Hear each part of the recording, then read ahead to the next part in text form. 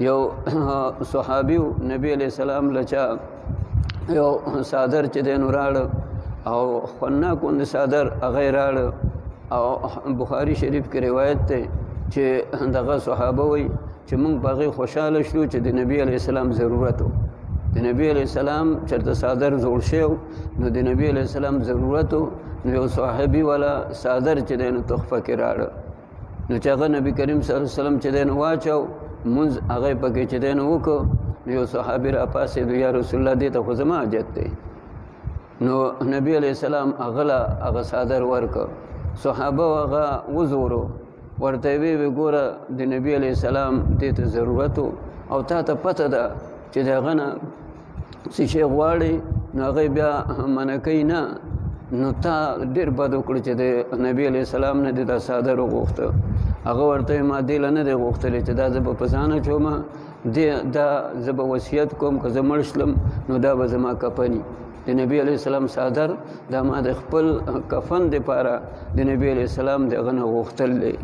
نو ځکه نبی علیه السلام فرمایي چې ثم انا اجود بني آدم په بني آدمو کې که پیغمبران دي که ولیان دي که د اتمتعي په شان ته هغه چې دی نو خلق دی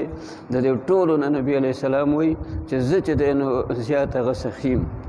بیا نبی علیه السلام فرمایي واجود من بعد رجل زمانه وروسته تر قیامته پورې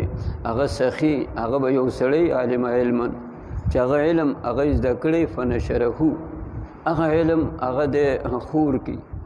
نو نبی علیہ السلام فرمائی چې یأتی یوم القیامت امیرا وحده او قال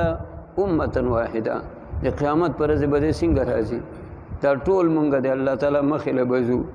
نو څنګه به د الله تعالی مخې له غځو نو دغه سړی چې علم هغه کړ دی او علم هغه چې دی نو خور کړ دی نو دی به د قیامت پر ورځ باندې د امیر په حیثیت سره راځي امیر دا زمونږ د مولیانو امیر یا د تبلیغیانو امیر نه دی امیر د عربی لفظ دی هغه والی ته وایي ګورنل ته وایي چې دی چې د الله مخې له ځي نو لکه څنګه چې ګورنل او څنګه چې یو وزیر اعلی هغه د خپل وزیر اعظم او د صدر مخې له هغه ځي داسې په پروټوکول سره مخکې وروستو اخوا دېخوا دا به ترنه ملایکي او داسې په یو پروټوکول باندې د الله مخې له هغه به ځي یا راوی وی چې امتا واحده چې سړی به یوي ولې داسې به د الله مخې له ځي لکه یو لوی ټولګې یو لوی جماعت هغه چې څنګه ځي دا ګوره تاسو چې څوک منتخب کوي صوبایي اسمبلی له قومي اسمبلی له د هغه مخکې اهتمام ولي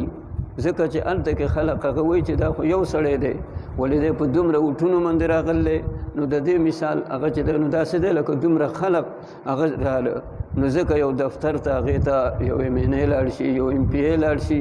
یا ډسټرکټ ناظم لاړ شي یا د یونین کونسل ناظم هغه لاړ شي نو هغوی قدر د دغې وجې نه کوي چې دا خو سړی یو دی ولې دی چې چا منتخب کړی د پسې وروسته دومره خلق دی نو دغه شان